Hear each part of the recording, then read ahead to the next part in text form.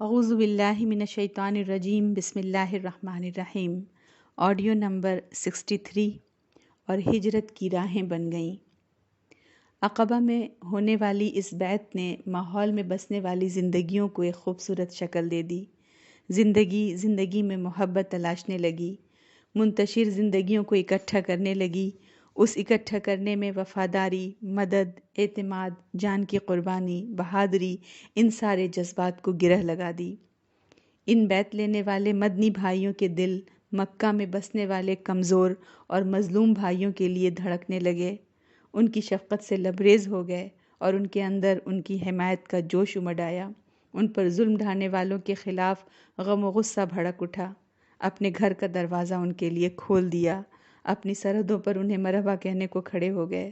اور ان کے یہ احساسات اور جذبات عارضی نہیں تھے جو دن گزرنے کے ساتھ مدھم ہو جاتے، بلکہ اس کی بنیاد ایمان باللہ اور ایمان بالرسول تھی۔ ایمان باللہ اور ایمان بالرسول کے بندھن سے بندھنے والے رشتوں نے اپنی اس رشتہ داری میں محبت، شفقت اور جانثاری کا اعلان کر دیا۔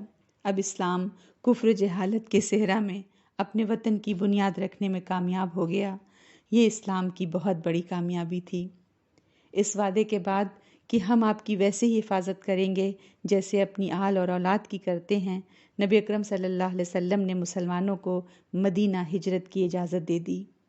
لوگ اپنا مال، اپنا گھر، اپنا خاندان، ہر چیز چھوڑ کر، جو چیز ہجرت میں حائل ہو رہی ہوتی تھی اس کو چھوڑ کر ایک اندیکھی سرزمین کی طرف چل پڑے۔ آج ہمیں تو لگتا ہے کہ مکہ مدینہ ایک ہی ہے، ایک ہی چیز لگتی ہے، یہ مکہ، یہ مدینہ۔ اس زمانے کا ہم سوچیں ایسا نہیں تھا کہ جس کا جی چاہا اٹھ کر مدینہ چلا گیا۔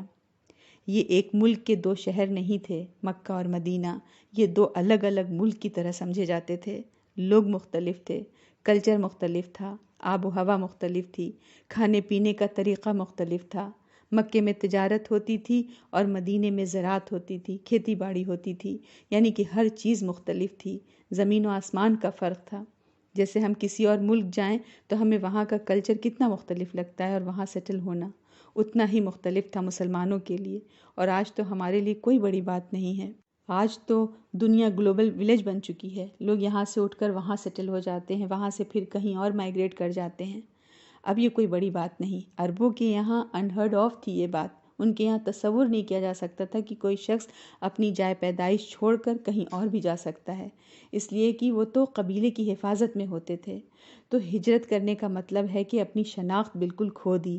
یوں سمجھیں کہ کوئی شخص اس سے یہ مطالبہ کیا جائے کہ تم اپنا آئی ڈی کارڈ، اپنا پاسپورٹ، اپنا کریڈٹ کارڈ، اپنا آدھار کارڈ، ہر چیز تم سرنڈر کر دو۔ ہجرت کا مطلب ہے آئیڈینٹی ختم، شناخت ختم، حفاظت ختم، تعلقات ختم، کاروبار ختم، ہر چیز ختم۔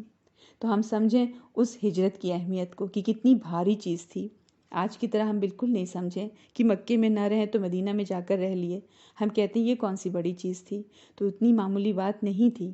لوگوں کو پتہ بھی نہیں تھا کہ مدینہ جگہ کیا ہے، اس کا موسم کیسا ہے، کچھ آئیڈیا نہیں تھا۔ اندیکھی سرزمین تھی ان کے لیے، بالکل ویسے ہی جیسے ابراہیم علیہ السلام کے لیے عراق کے ایک شہر سے دوسرے شہر کی ہجرت تھی۔ انی ذاہب الی ربی سیہدینی، کہ میں تو چل پڑا اپنے رب کی طرف، بس وہی ہدایت دے گا۔ تو یہاں بھی مسلمان ایک اندیکھی زمین کی طرف ہجرت کر رہے تھے، اور نیت کیا تھی؟ خالص دین کی سربلندی۔ انہوں نے نہ کریئرز کا سوچا، نہ جابز کا سوچا، نہ گھروں کا سوچا، کچھ نہیں۔ بس جو کچھ وہ چھوڑ رہے تھے مکے میں، وہ یوں چھوڑ رہے تھے جیسے کہ اس زندگی میں ان چیزوں کو اب دوبارہ کبھی دیکھنا نصیب نہیں ہوگا۔ بھرے گھر، کھانا، راشن، برتن، فرنیچر۔ تو لوگوں نے مال بھی چھوڑا، لوگوں نے گھر چھوڑے، لوگوں نے رشتہ دار چھوڑے۔ یہ نہیں تھا کہ پوری فیملیز ہجرت کر رہی تھیں، ایسا ہو نہیں سک رہا تھا۔ جیسے ابو سلمہ رضی اللہ عنہ کا جو واقعہ ہم سنیں کہ ابو سلمہ رضی اللہ عنہ جب نکلے تو ان کی جو بیوی تھی ام سلمہ رضی اللہ عنہ، یہ آگے جا کر نبی اکرم صلی اللہ علیہ وسلم کی بیوی بنی ام سلمہ رضی اللہ عنہ، بہت قابل خاتون تھی۔ تو ام سلمہ رضی اللہ عنہ کو ان کے گھر والوں نے روک لیا، کہا کہ ہماری بیٹی تم نہیں لے جا سکتے، اونٹ تیار ہے، ہجرت کر رہے ہیں اور ان کی بیوی ان کے ساتھ جا رہی ہے۔ چلتے چلتے بیوی کو پکڑ لیا کہ نہیں، ہم نہیں جانے دیں گے۔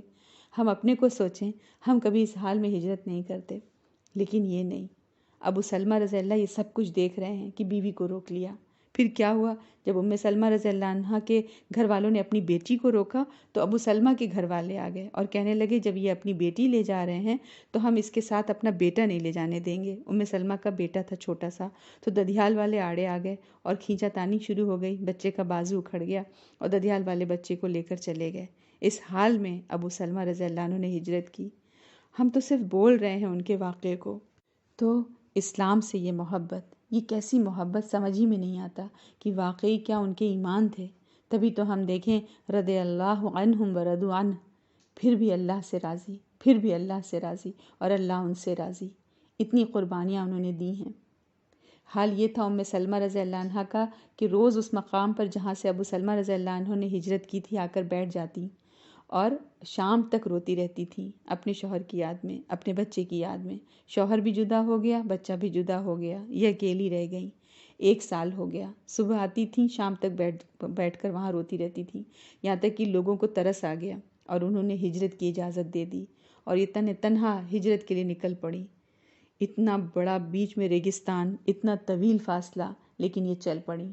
راستے میں عثمان بن ابی طلحہ ان کو ملے، یہ بھی ایمان نہیں لائے تھے، ان کو ترس آیا ان پر، پھر انہوں نے ان کو پہنچایا قبا تک اور کہا کہ یہ وہ بستی ہے جہاں تمہارے شوہر ٹھہرے ہوئے ہیں۔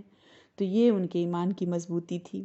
وہ حدیث ہم یاد کریں کہ تم میں سے کوئی مومن ہو نہیں سکتا، لا یؤمن احدکم حتی اکون احب الیہ من والدہ وولدہ والناس اجمعین، کہ تم تو مومن ہو نہیں سکتے جب تک میں تم کو تمہارے والدین سے، تمہاری اولاد سے، تمام انسانوں سے بڑھ کر محبوب نہ ہو جاؤں۔